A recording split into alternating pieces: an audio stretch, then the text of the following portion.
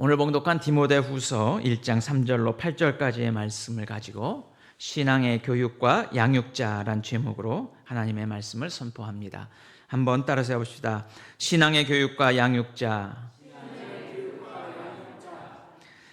지난 2022년 우리나라의 합계 출산율은 0.78명으로 OECD 국가 평균이 1.59명의 절반에도 미치지 못하는 아주 심각한 수준을 보이고 있습니다.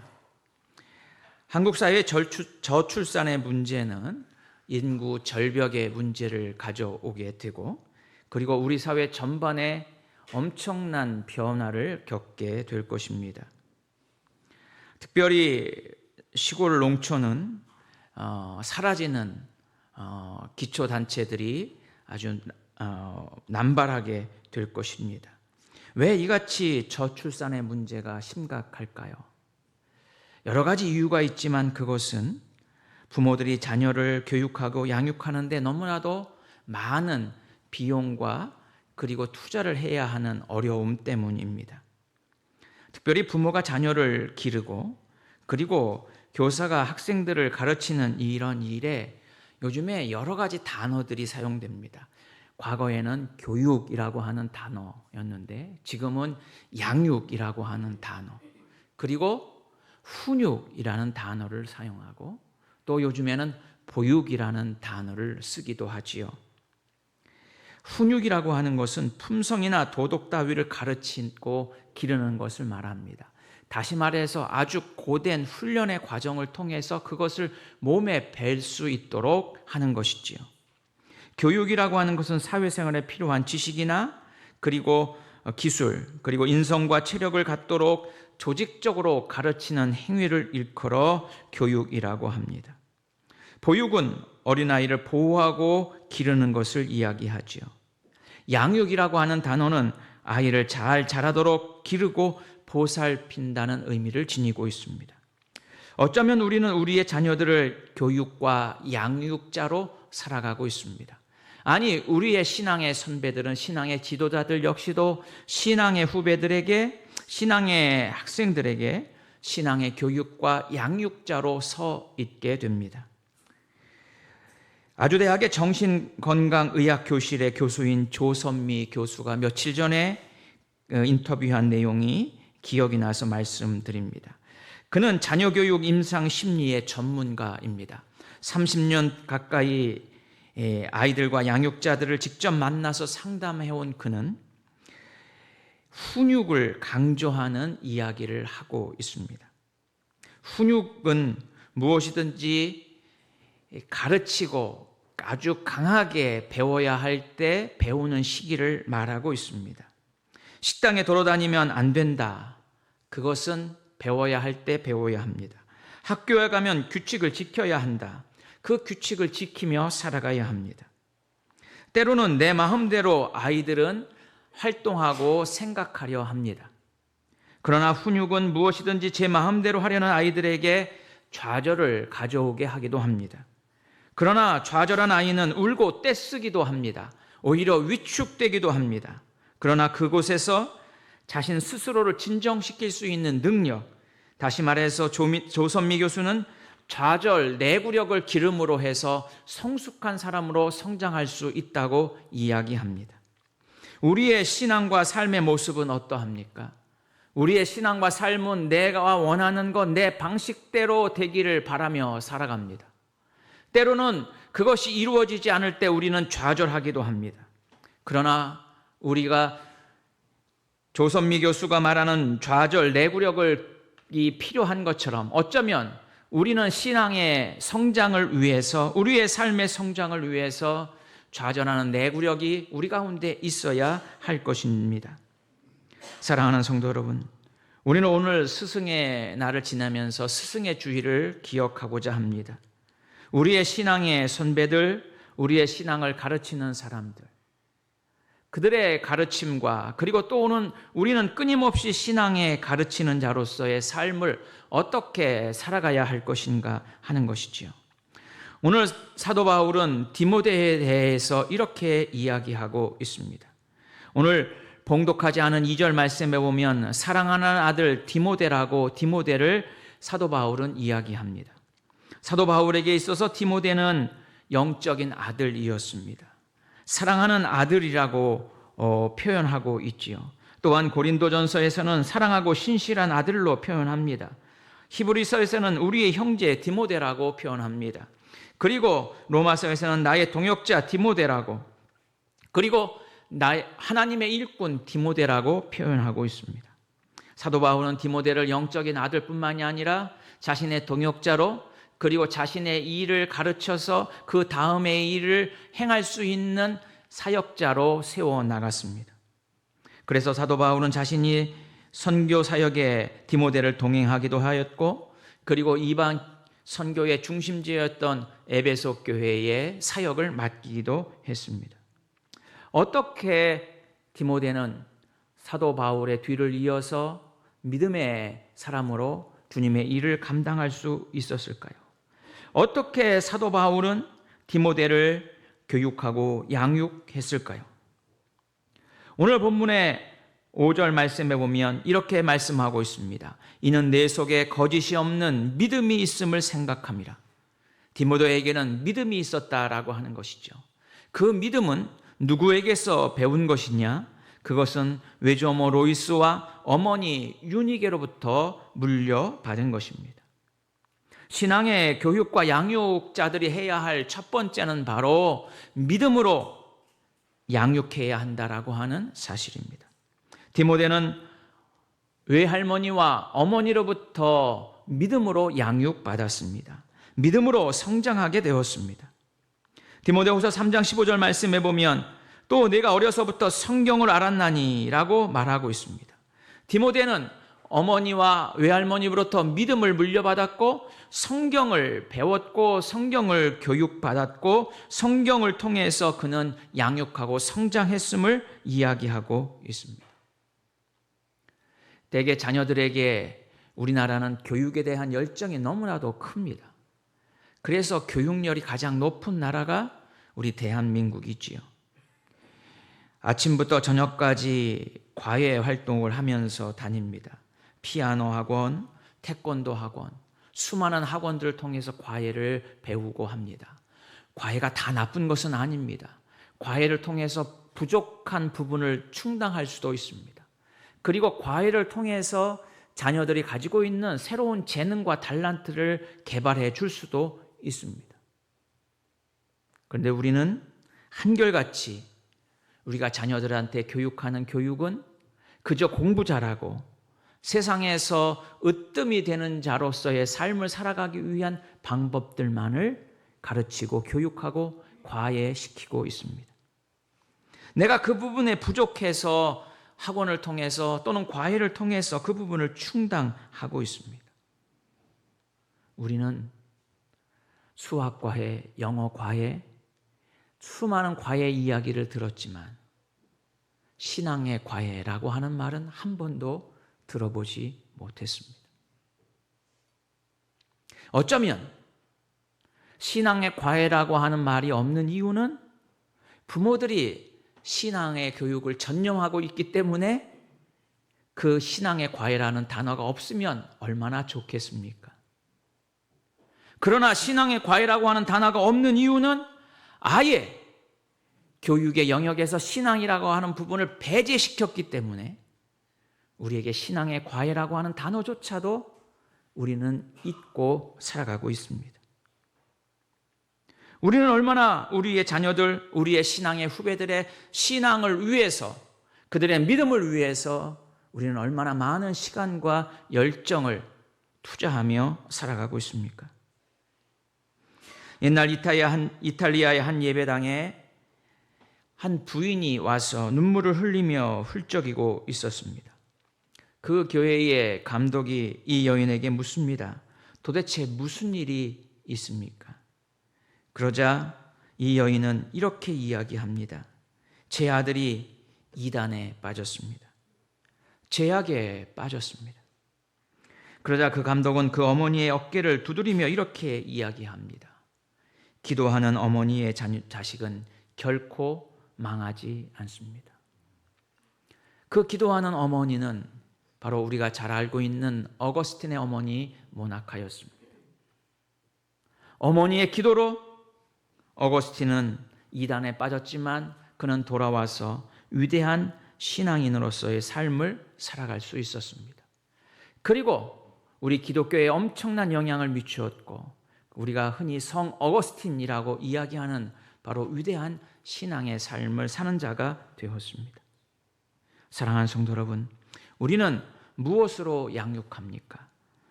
좋은 음식을 그리고 이유식을 좋은 것을 입히는 것으로 양육하는 것이 아니라 우리는 믿음으로 말씀으로 신앙으로 양육하는 신앙으로 교육하는 우리의 믿음의 삶이 되어야 될 줄로 믿습니다. 그래서 우리의 자녀들, 우리의 신앙의 후배들에게 정말 아름다운 신앙과 믿음을 물려줄 수 있는 우리 교회 귀한 믿음의 가정들 그리고 우리 송탄 중북 교회가 되어야 될 줄로 믿습니다. 두 번째로 신앙의 교육과 양육자의 모습은 바로 생활의 모범을 보일 수 있어야 한다라고 하는 것이죠. 3절 말씀에 보면 사도 바울은 디모데를 이렇게 말합니다. 내가 밤낮 간구하는 가운데 쉬지 않고 너를 생각해 보니까 디모데는 어떤 사람이었느냐? 정결한 양심으로 조상 때부터 섬겨오는 하나님께 감사할 수 있는 바로 정결한 양심을 가진 자였음을 고백하고 있습니다. 디모데는 정결한 양심의 소유자, 거짓이 없는 청결한 양심의 소유자임을 이야기하고 있지요. 우리가 잘 아는 개, 어미 개가 옆으로 걷는 자식을 향해서 이야기합니다. 똑바로 걸으라고. 아무리 똑바로 걸으라고 말을 해도 개는 옆으로 걷습니다. 그래서 이 어머니가 화가 나서 새끼 개를 때리면서 옆으로 걷지 말고 똑바로 걸으라고 말합니다. 그럼에도 불구하고 새끼 개는 계속 옆으로 걷습니다. 그러자 어미 개가 말합니다. 그렇게 걷지 말고 나처럼 걸어라. 시범을 보이죠. 그러나 어미 개도 영락 없이 옆으로 걷고 말았습니다. 자녀들은 부모를 따를 수밖에 없습니다. 그 아버지의 그 아들. 부전자전, 우리가 잘 알고 있는 이야기지요. 교회도 마찬가지입니다. 성도들은 목사를 보며 배우며 따라갑니다. 성도들은 교회 중직들, 장로님들, 권사님들을 보면서 신앙을 뒤따라 갑니다. 교회에 새롭게 등록한 사람은 자신을 인도한 사람들을 바라보며 뒤따라 갑니다. 내가 지금 가는 길이 내 신앙의 후배들이 걸어가야 할 길이라고 하는 사실을 우리는 분명히 기억할 수 있어야 한다라고 하는 것이지요. 그러므로 우리는 신앙의 모범을 보이고 생활의 모범을 보일 수 있는 자가 되어야 한다라고 하는 것입니다. 1889년 유럽 대륙 한복판에 한 아이가 태어났습니다. 그 아이의 부모는 오스트리아 부부였습니다. 근데 그 부부는 사촌지간이었습니다. 그래서 법적으로 결혼을 할 수가 없는 상태였습니다. 아버지는 난폭한 불량배 출신이었고 어머니는 바람기가 많고 그리고 알코올을 좋아하는 중독자였습니다. 아버지는 싸움에서 싸우다 결국 죽음을 당하게 되었고 어머니는 돈 많은 유대인 사람과 사랑에 빠져서 아들을 버리고 결혼하게 되었습니다. 그리고 그 아이는 숙모의 손에서 자랐는데 그 숙모 역시 알코올 중독자였습니다. 16세 때 학교에서 퇴학을 당하고 그리고 세계 제1차 대전에 참전하게 됩니다. 그리고는 돌아와서 정치 활동을 시작하고 수차례 감옥에 갇히게 됩니다. 그리고 정치 활동을 하지 않겠다고 생각하지만 그러나 과격한 그의 정치 활동은 사람들로부터 많은 지지를 얻게 되었습니다. 그는 마침내 1933년 독일의 총통이 된 바로 아돌프 히틀러입니다. 난폭한 아버지와 삐뚤어진 어머니 밑에서 사랑을 받지 못하고 그래서 남의 인격과 다른 민족을 귀하게 여길 줄 모르는 사랑을 주지 못하는 사람으로 성장할 수밖에 없었던 것이지요. 어머니와 불륜을 맺은 유대인 때문에 유대인에 대한 증오로 우리가 잘 아는 것처럼 600만 명의 엄청난 유대인들을 학살한 사람이 되었습니다. 똑같은 해에 대서양 건너편에 있는 미국 텍사스의 한 아이가 태어났습니다. 그는 기독교 가정에서 신앙으로 자란 부모 밑에서 사랑을 받으며 자랐습니다. 다른 사람을 배려할 줄도 알고 다른 사람을 사랑할 줄도 아는 아이로 성장했습니다. 그리고 미국의 육군사관학교에 입학해서 전쟁에 참여하게 되지요. 히틀러와는 12개월 동안 치열한 전투를 하였습니다. 그 후에 그는 미국의 대통령이 되었습니다. 아이젠하워 대통령입니다. 히틀러는 베를린의 한 지하 벙커에서 자살로 그의 생을 마감합니다. 그때 많은 사람들의 그의 죽음을 환호합니다. 반면에 80이 넘은 아이젠하워는 세상을 떠날 때 많은 사람들의 그의 죽음을 애도하며 슬퍼했습니다. 똑같은 두 사람의 삶과 모습을 보면서 왜 누구는 사람들로부터 지탄의 대상이 되었고 누구는 사람들로부터의 존경의 대상이 되었습니까? 그것은 바로 성장 과정 때문입니다. 그가 무엇을 보면서 자랐느냐가 그의 인생의 결과를 바꾸게 된다라고 하는 사실이지요. 우리의 신앙의 환경도 마찬가지입니다. 내가 어떠한 신앙의 환경 속에서 자라는가? 기도하고 말씀 보며 하나님을 뜨겁게 사랑하는 믿음의 가정의 환경에서 자라고 있는가?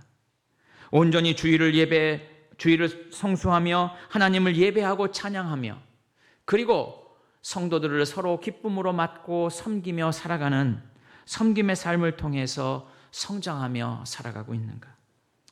아니면 끊임없이 이기적인 내 욕심을 충족시키기 위해서 살아가는 삶 가운데 놓여 있지는 아니한가? 우리 자신들을 돌아보며 또한 우리의 가정들과 우리의 교회를 돌아보게 됩니다. 부모는 자녀의 거울입니다. 살아있는 교과서입니다. 사랑하는 성도 여러분, 우리는 자녀들에게 본을 보일 수 있는 자가 되어야 합니다. 또한 우리는 우리의 신앙의 후배들에게 아름다운 본을 보이는 자가 될 수 있어야 한다라고 하는 것이죠.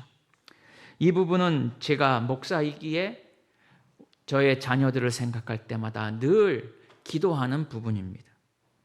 강단에서는 그럴듯하게 설교를 하면서 집에서는 다른 교인들의 흉을 보며 살아간다면 저희 자녀들이 무엇을 배우겠습니까?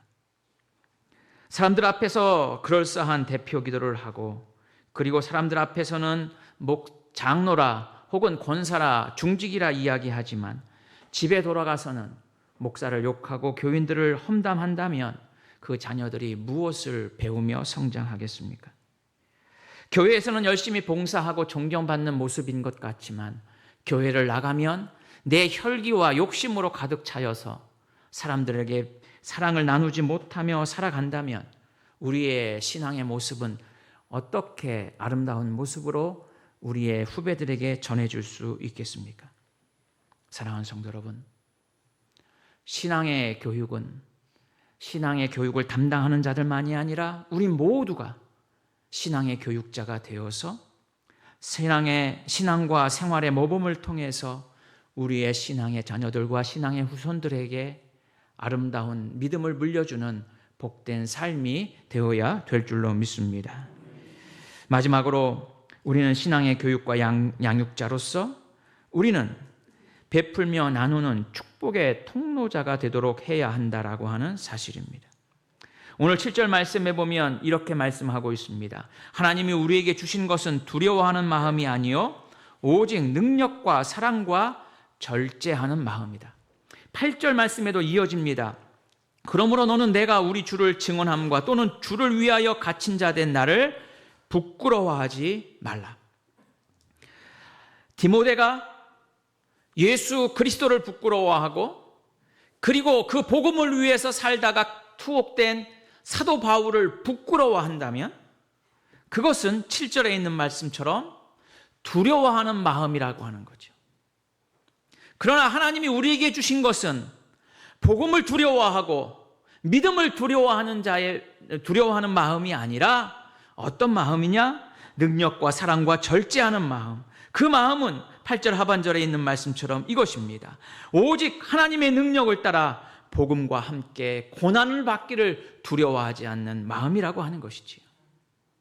사랑하는 성도 여러분, 우리가 두려워하는 마음이나 부끄러운 마음으로 신앙인으로 살아가는 것이 아니라 복음을 위해서 고난을 두려워하지 않는 담대한 마음으로 살아갈 때 우리는 진정한 신앙인의 삶을 살아가게 될 줄로 믿습니다.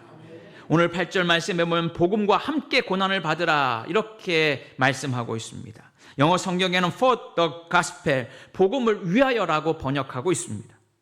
복음과 함께 고난을 받는 것은 바로 복음을 위하여 살아가는 것이지요. 우리 그리스도인들이 살아가야 할 것은 바로 예수 그리스도를 위해서 예수 그리스도와 함께 고난을 받는 것을 두려워하지 않고 담대하게 믿음으로 살아가는 것이라고 하는 것입니다. 에베소서 2장 10절 말씀에 보면 우리는 그의 만드신 바라 그리스도 예수 안에서 선을 위하여 지으심을 받은 자라고 고백하고 있습니다. 바로 우리는 하나님의 선한 일을 위해서 지음받은 사람이고 우리는 하나님의 선한 일을 위해서 선택받은 하나님의 자녀들입니다. 그러므로 우리는 복음을 위해서 살아가야 합니다. 그리고 하나님의 선한 일을 위해서 살아가야 합니다.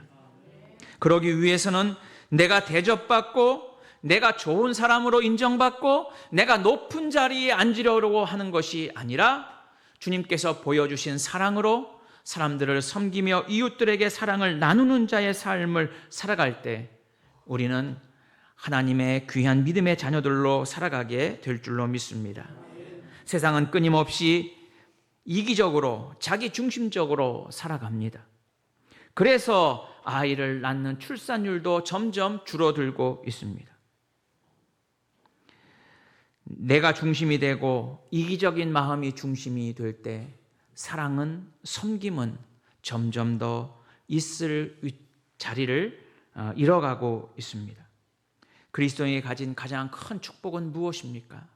그것은 바로 하나님이 주신 받은 복을 다른 사람에게 나누어 주는 축복의 통로로 살아가는 삶인 줄로 믿습니다.